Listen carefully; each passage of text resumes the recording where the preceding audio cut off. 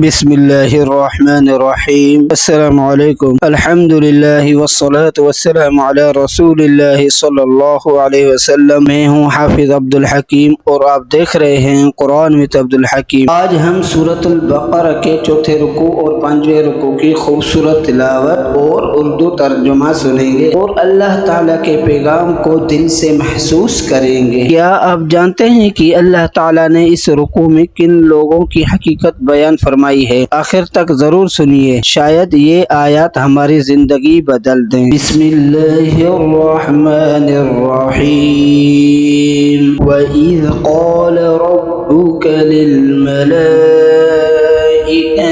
इन्नी जाइलुन फिल अर्दि खलीफा क़ालू अतजअलु फ़ीहा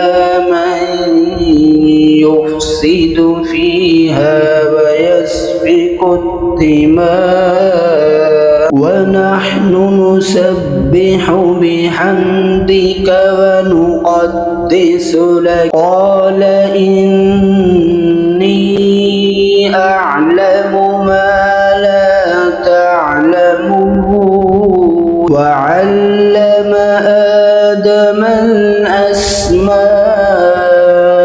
كلها ثم عرضهم على الملائكة فقال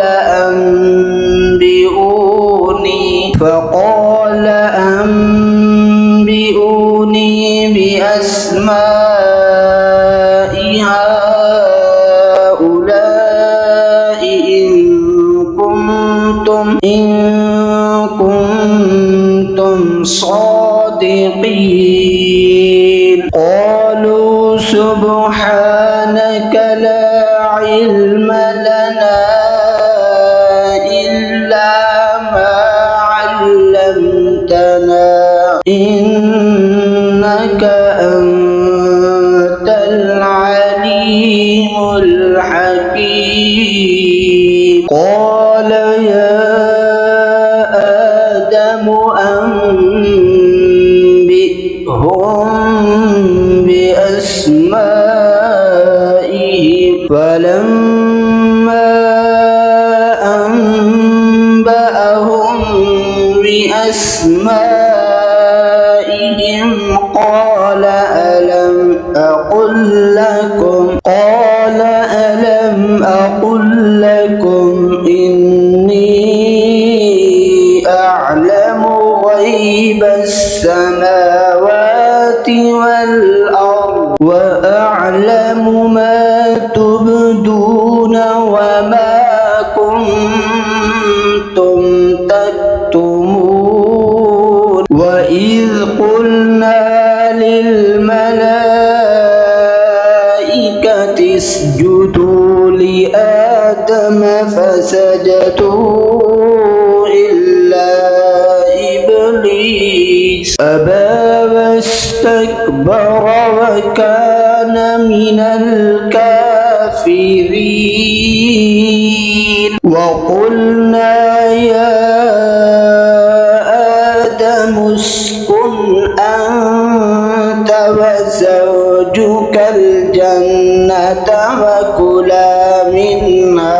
وكلا منها رغدا حيث شئتما ولا تقربا هذه الشجرة فتكونا من الظالمين فأزلهما الشيطان عنها فأخرجهما مما كانا فيه وقلنا اهبطوا بعضكم لبعض عدو ولكم في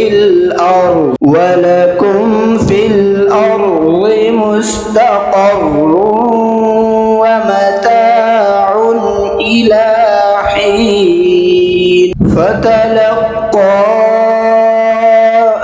آدم من ربه كلمات فتاب عليه إنه هو التواب الرحيم قلنا اهبطوا منها جميعا فإما يأتينكم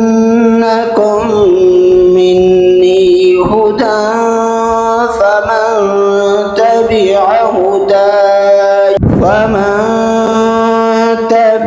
هداي فلا خوف عليهم ولا هم يحزنون والذين كفروا وكذبوا بآياتنا أولئك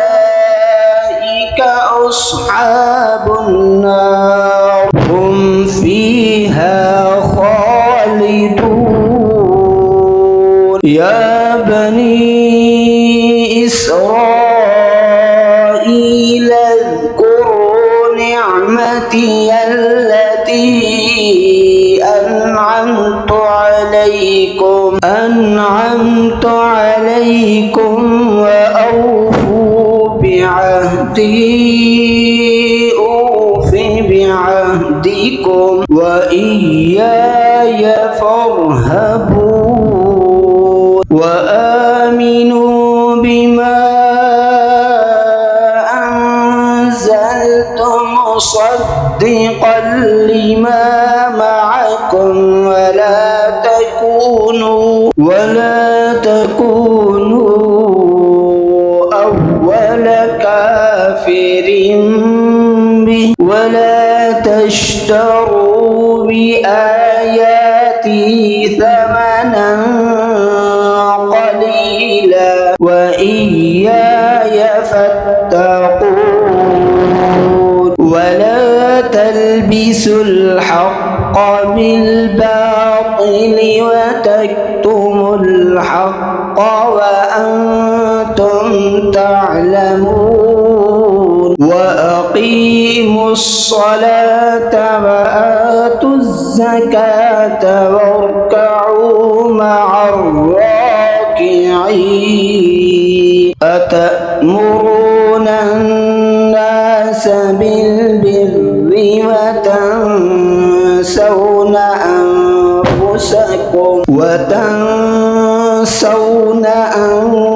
أنفسكم وأنتم تتلون الكتاب أفلا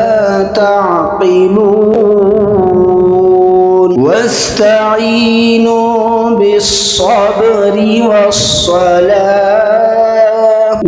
وإنها لكبيرة إلا على الخاشعين الذين يظنون أنهم ملاقو ربهم وأنهم إليه راجعون।